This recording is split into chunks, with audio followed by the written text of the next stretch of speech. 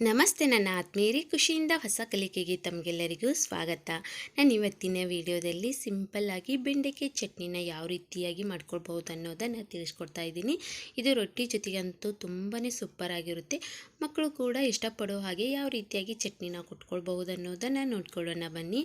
ನಾನು ಮೊದಲಿಗೆ ಒಂದು ಅರ್ಧ ಕೆಜಿಯಷ್ಟು ಬೆಂಡೆಕಾಯನ್ನು ಕಟ್ ಮಾಡಿಕೊಂಡು ಮತ್ತು ಎಣ್ಣೆಯಲ್ಲಿ ಹುರಿದು ಇಟ್ಕೊಂಡಿದ್ದೀನಿ. ನೋಡಿ, ಈ ರೀತಿಯಾಗಿ ಹುರ್ಕೊಳ್ಳಿ.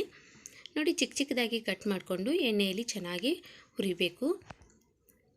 ನೋಡಿ, ಎಣ್ಣೆಯಲ್ಲಿ ಚೆನ್ನಾಗಿ ಹುರಿದೇ ಇದ್ದರೆ ಅಷ್ಟೊಂದು ಚಟ್ನಿ ಸರಿ ಬರೋದಿಲ್ಲ.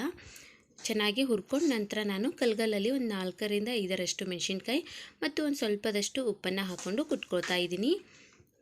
ನೋಡಿ, ಮೆಣಸಿನ್ಕಾಯಿ ಖಾರಕ್ಕೆ ಅನುಗುಣವಾಗಿ ಹಾಕ್ಕೊಳ್ಳಿ. ಮಕ್ಕಳು ತಿಂತಾರೆ ಅಂತಂದರೆ ಮೆಣಸಿನ್ಕಾಯಿಯನ್ನು ಸ್ಕಿಪ್ ಕೂಡ ಮಾಡ್ಕೊಳ್ಬಹುದು. ನೋಡಿ, ಪೂರ್ತಿಯಾಗಿ ಸಣ್ಣಗಾಗುವವರೆಗೂ ನೀವು ಮೆಣಸಿನ್ಕಾಯಿಯನ್ನು ಕುಟ್ಕೊಳ್ಳಿ. ಬೆಂಡೆಕಾಯಿ ಚಟ್ನಿನ ಚಿಕ್ಕ ಮಕ್ಕಳಿಂದ ಹಿಡಿದು ದೊಡ್ಡವರವರೆಗೂ ಕೂಡ ಇಷ್ಟಪಟ್ಟು ತಿನ್ನುವಾಗೆ ಯಾವ ರೀತಿಯಾಗಿ ಮಾಡ್ಕೊಳ್ಬೋದು ಅನ್ನೋದು ಈ ವಿಡಿಯೋ ಪೂರ್ತಿಯಾಗಿ ನೋಡಿದ್ರೆ ನಿಮಗೆ ಗೊತ್ತಾಗುತ್ತೆ. ನೋಡಿ, ಮೆಣಸಿನ್ಕಾಯಿ ಪೂರ್ತಿ ನುಣ್ಣಗಾಗಿ ಕುಟ್ಕೊಂಡಿದ್ದಾಯಿತು. ಇವಾಗ ಬೆಂಡೆಕಾಯನ್ನು ಹಾಕ್ಕೊಂಡು ಕುಟ್ಕೊಳ್ತಾ ಇದ್ದೀನಿ. ನೋಡಿ, ನಾನು ಮೆಣಸಿನ್ಕಾಯಿ ಕುಟ್ಕೊಳ್ಳುವಾಗ ಒಂದು ಸ್ವಲ್ಪದಷ್ಟು ಉಪ್ಪನ್ನು ಹಾಕ್ಕೊಂಡು ಕುಟ್ಕೊಂಡಿದ್ದೆ. ಮತ್ತು ಉಪ್ಪು ಹಾಕ್ಕೊಂಡು ಕುಟ್ಕೊಳ್ತಾ ಇದ್ದೀನಿ. ನೋಡಿ, ನಿಮ್ಮ ಸ್ವಾದಕ್ಕೆ ಅನುಗುಣವಾಗಿ ಉಪ್ಪನ್ನು ಹಾಕ್ಕೊಂಡು ಚಟ್ನಿನ ಕುಟ್ಕೊಳ್ಬಹುದು. ನೋಡಿ, ಚೆನ್ನಾಗಿ ಕುಟ್ಟಿ, ಅಂದರೆ ಪೂರ್ತಿ ನುಣ್ಣಗಾಗೋದೇನು ಬೇಡ, ತರಿಯಾಗಿ ಕುಟ್ಕೊಂಡಿದ್ರೆ ಸಾಕು. ನೋಡಿ, ಬೆಂಡೆಕಾಯಿ ಚಟ್ನಿ ರೊಟ್ಟಿ ಜೊತೆಗಂತೂ ಸೂಪರಾಗಿರುತ್ತೆ ಅಂತಲೇ ಹೇಳ್ಬೋದು. ಬಿಸಿ ಬಿಸಿ ರೊಟ್ಟಿ ಜೊತೆಗೆ ಒಂದು ರೊಟ್ಟಿ ತಿನ್ನೋರು 1-2 ರೊಟ್ಟಿ ಹೆಚ್ಚಿಗೆ ತಿಂತಾರಂತಲೇ ಹೇಳ್ಬಹುದು.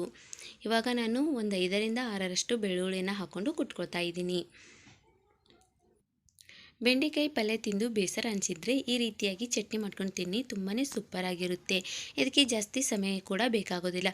ಚೆನ್ನಾಗಿ ಎಣ್ಣೆಯಲ್ಲಿ ಬೆಂಡೆಕಾಯಿನ ಹುರ್ಕೊಂಡಿದ್ರೆ ಸಾಕು, ಬೇಗನೆ ನೀವು ಚಟ್ನಿನ ಕುಟ್ಕೊಳ್ಬಹುದು. ನೋಡಿ, ಇದು ಜಾಸ್ತಿ ನುಣ್ಣಗೆ ಕುಟ್ಕೊಳ್ಬೇಕಂತೇನಿಲ್ಲ, ತರಿಯಾಗಿ ಕುಟ್ಕೊಂಡಿದ್ರೆ ನಡೆಯುತ್ತೆ. ನಾವು ಮನೆಯಲ್ಲಿ ಹಲವಾರು ವಿಧವಾದ ಚಟ್ನಿನ ಮಾಡ್ಕೊಂಡಿರ್ತೀರ, ಆದರೆ ಬೆಂಡೆಕಾಯಿ ಚಟ್ನಿನೂ ಕೂಡ ಒಂದ್ಸಲ ಟ್ರೈ ಮಾಡಿ, ತುಂಬಾ ಸೂಪರಾಗಿರುತ್ತೆ.